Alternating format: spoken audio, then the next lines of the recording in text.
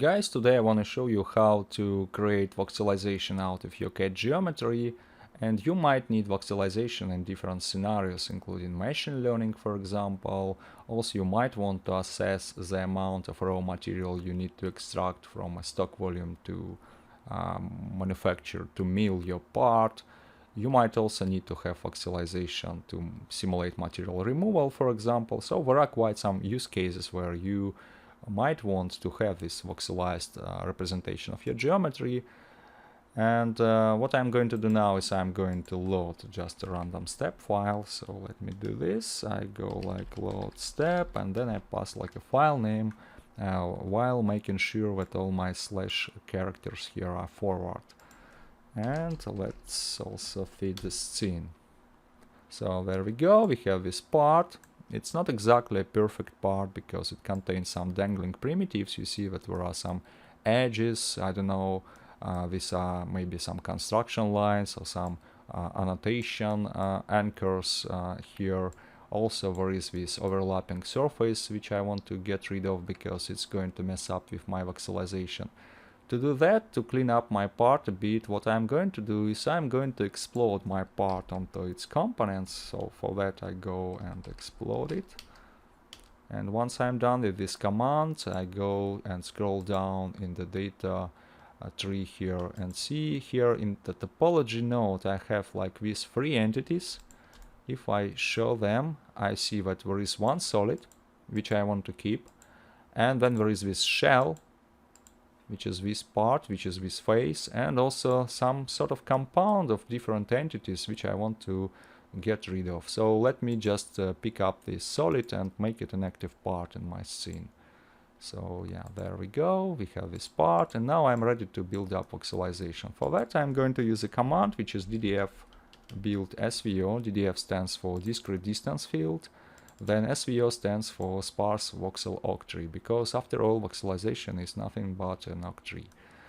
So for that, for running this command, I need to pass here a minimal cell size, and here I have to be careful because if I put some very small value in there, then it's going to take, you know, ages to converge, and it's also going to exhaust all my memory. So you have to watch out and be very careful with this setting. Ideally, you need to specify some, you know, feature size here. And for that, let me do some measurements. So I go back to my part node, enable my vertices like here, and let me just measure some distance, like, I don't know, to measure diameter of this hole, for example.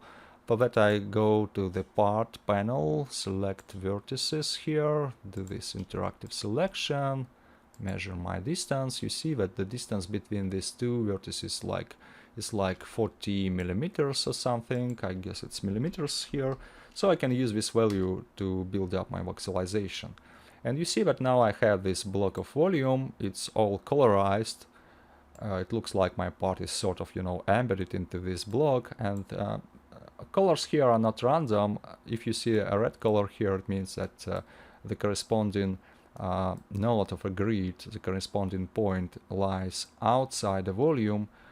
If I switch to wireframe mode by pressing W button on my keyboard, I can also see that there are some blue colors, actually some variations, some gradations of blue.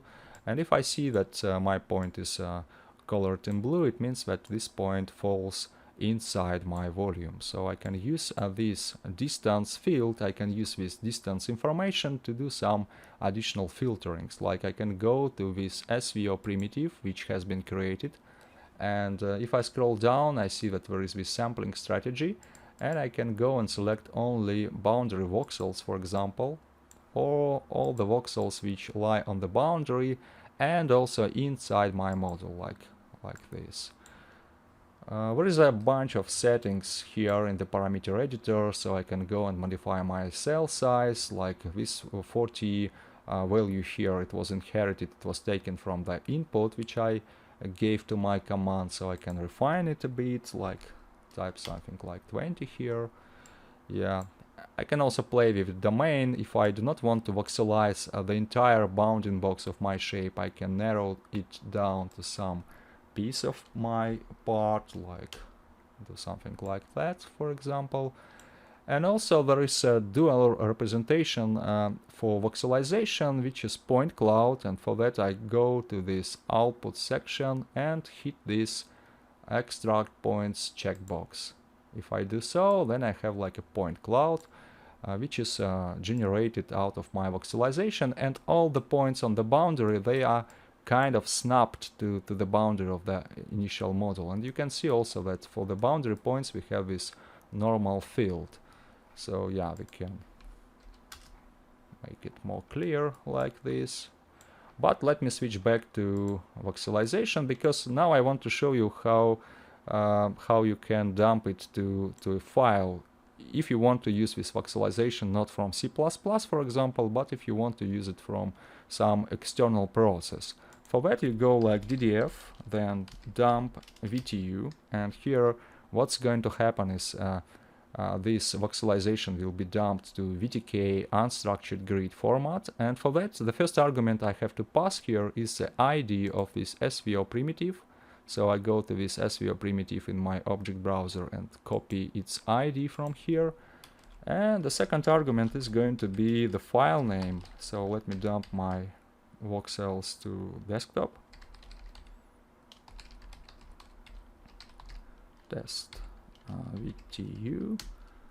There we go, it seems to be dumped, so I can check it out, and you see that there is this test VTU file on my desktop right now, and I can open it up in Paraview, because Paraview is pretty famous software which is used by lots of scientists and engineers over the globe. So here I can open my test VTU file, and you see that here is my voxelization with all the scalars preserved.